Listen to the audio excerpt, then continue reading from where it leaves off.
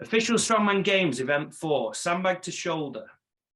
Athlete will shoulder a series of 5 Cerberus strength sandbags, increasing in weight in the fastest time possible. It will be 75 seconds time limit. Time and total bags shouldered is your score. Time stops when the athlete receives the down on the 5th sandbag. Athlete begins at the starting line.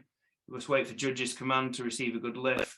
Must demonstrate control by removing one hand and being upright with the sandbag on the shoulder, not on the chest or arm. No tacky tactiles or grip shirts allowed.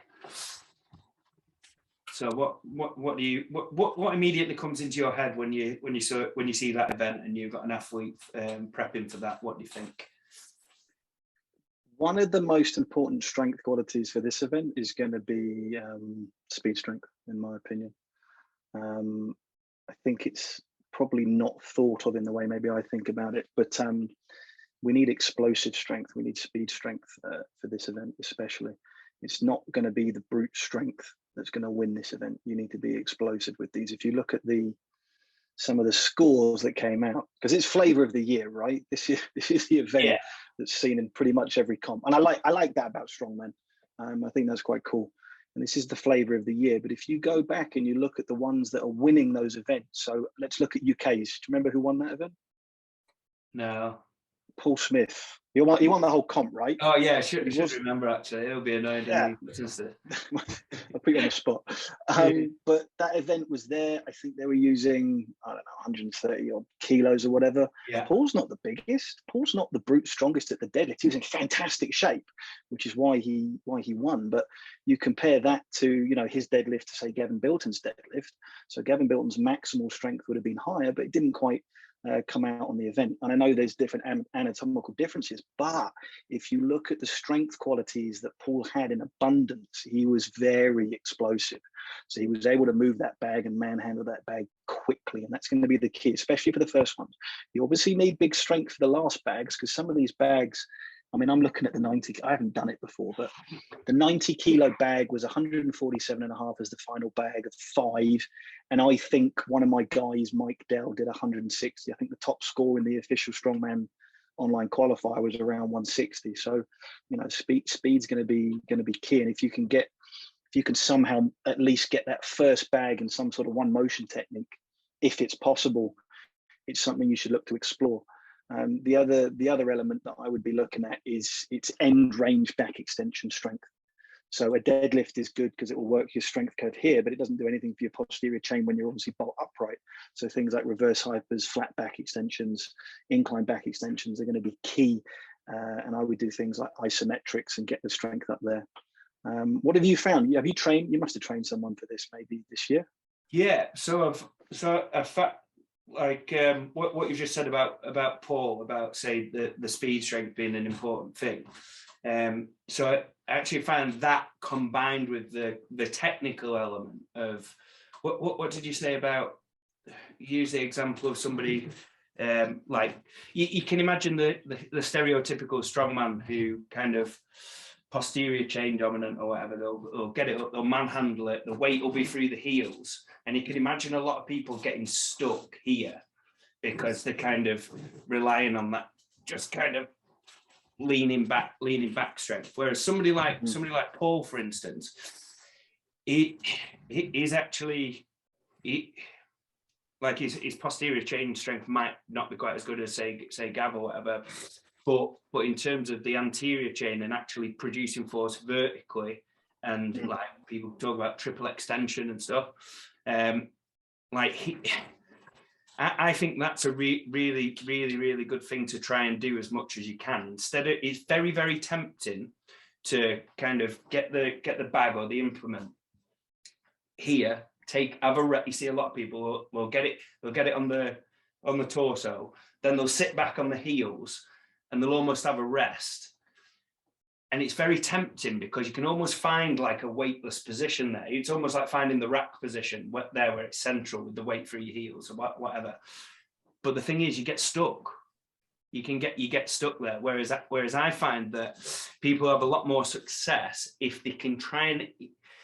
You can't do it that much, don't get me wrong, but like the more weight that you can move forward onto your toes without the implement dropping off you, that's going to enable you to be in a position where you can use the ankle extension more. Like if you like anybody listening to this, just stand with your weight through your heels and then try and jump up. Why, you can't do it. Whereas if you can kind of find your midfoot and if anything, go towards your toes a little bit more, you're going to be in a lot better position to produce force vertically.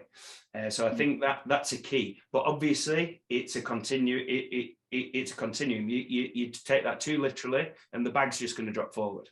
So it's finding that sweet spot. And again, it might be, some people might find that with the feet close together, some people feet further out.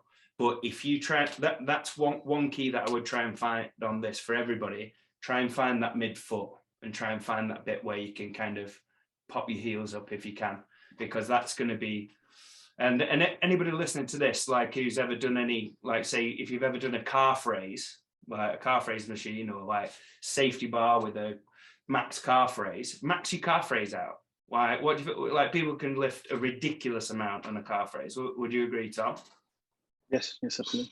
So, so if you're just sitting with your weight through your heel, with your weight completely through your heels, you're just completely taking that that element of power in your game that you can be using for this event. Like you're just completely taking that out. So make sure your weight distribution is putting yourself in a position where you can produce, not just produce force, but produce force vertically and upwards. So yeah, that's a massive thing. So yeah, you got anything to add to that? I think the only thing we might not have mentioned is you might need two techniques. This could be dependent on height, but I've seen people load it both with the sandbag lengthways on their lap and also standing upright on their lap. And I haven't practiced, again, I haven't trained too many people in this year and discussed the best and the quickest, but if it was me, I would be thinking lengthways for the first however many bags, because I think that might be a quicker load.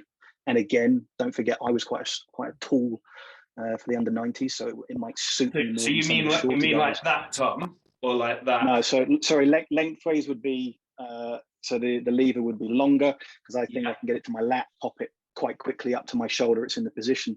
But when I was watching a lot of the guys do the max efforts, they would pick it up sideways. It takes a little bit longer to get to the lap. Then they kind of up, pop, and they kind of turn it either in the air. Paul was flipping it in the air. You see some guys.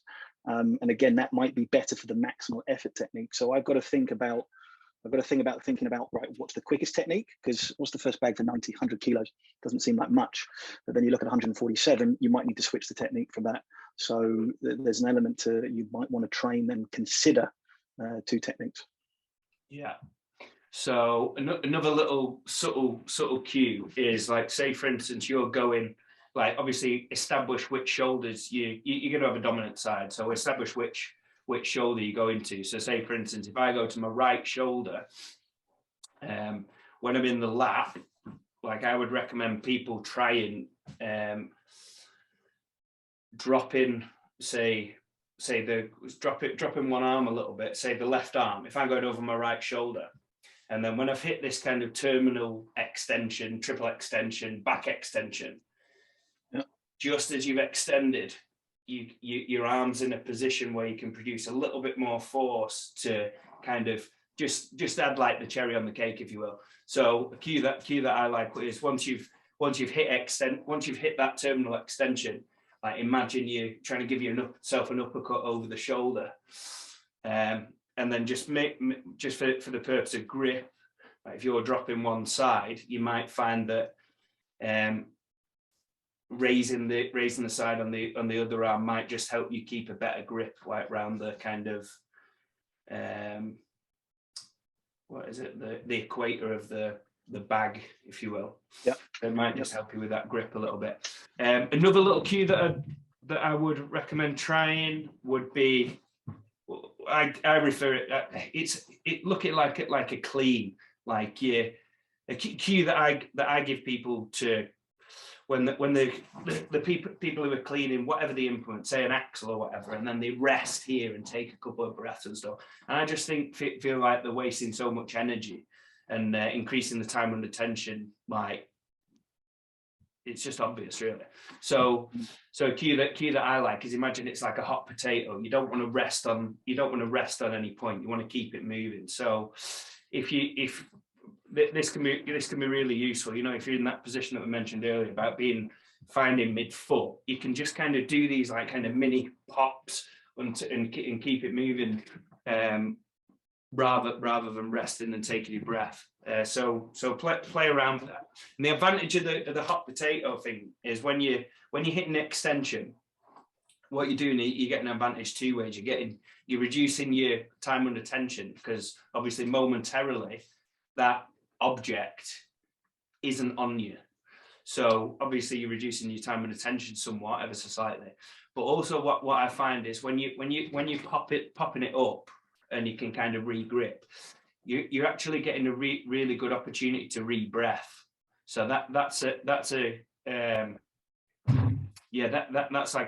a massive thing. If we can, when we're lifting any kind of implement, if we can, I'm a massive fan of learning how to re-breath. If you can re-breath whilst not holding the tension of the weight at that particular moment, you're going to be able to take a better quality of breath usually, rather than rested on you and then trying to breathe when the implement's on you. Does that make sense? Yeah, for sure. You know what? I like the hot potato analogy. You got to go into the event thinking the sandbag is lava. Yeah, brilliant. Yeah, hot potato, sandbag is lava, and I feel like that we'll all do that better if you can find that midfoot. So if you feel like you're really leaning back in your arch position, all your weight through your heels, explore with kind of finding that little bit of a subtle lean forward to find your midfoot or the ball of your feet a little bit more. So little cheat ways that you can't really do at this. You're not allowed to wear a grip top, are you? But I think you can maybe wear a grip top underneath your competition shirt. Some people say that they find a slight benefit. I don't know, but I would say just make sure that it's not slipping in terms of, say if it's sweaty or whatever, make sure that you're chalking up. Like, it's pretty obvious, but like make sure that you're as dry as possible. You might find that if there's especially the first few bags, like, don't take for granted for the fact that there's going to be loads of categories. The bag's going to be used a lot. If it's hot, there could be like some sweat that builds up on the bag. So I will be, for sure, I'll be taking a block of chalk if I do the comp. I'll be taking a block of chalk, and I'll be just drying out the bag a little bit with a little bit of chalk on. The amount of times that I've done competitions and you've gone, you've had your warm up on the sandbags, feel great, blah blah blah blah blah. You go later on in the lineup and you go to pick up your bag, and then your grip slipped because of somebody else's sweat. So that's just a simple thing that we can all kind of think about.